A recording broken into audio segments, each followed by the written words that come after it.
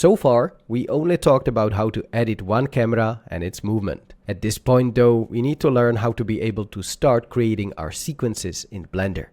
So first, let's have a look at how you can switch between several cameras in your scene.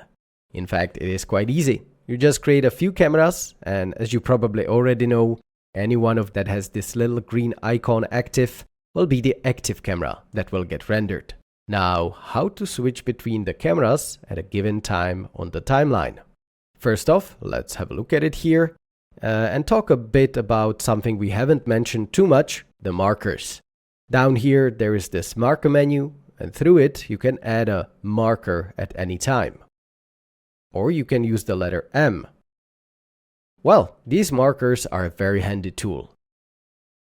They allow you to mark important parts of your animation, and in fact, I do recommend that you go here, right-click on this jump to previous and jump to the next command and assign a keyboard shortcut to them.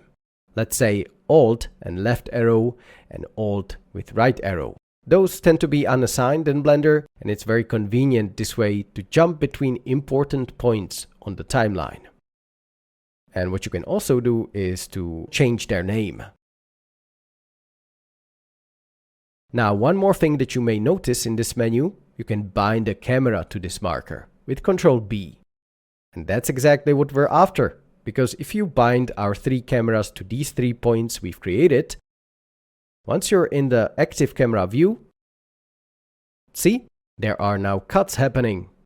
So let's finish it up by cutting back to the first one. That's how easy it is to intercut between several cameras on your timeline. And then, when you render out your animation here, these cuts will be respected. So at this first frame, camera 2 starts rendering instead of camera 1. This is nice for simple animations. However, it's not really the usual way of putting together shots for your finished short films and videos. Instead, what we filmmakers usually do is to render out separate shots into image sequences with a bit of an overlap at the beginning and at the end of a shot. We do that to be later able to slightly increase or decrease the length of these shots in future editing. Because yes, most of us usually take everything into a video editor. That's, by the way, how I normally work as well. This editing process can be done in DaVinci Resolve, in Adobe Premiere, Vegas, or a plethora of other tools, including our good old Blender. But before we have a look at how to edit sequences this way in Blender, we'll have a little exercise.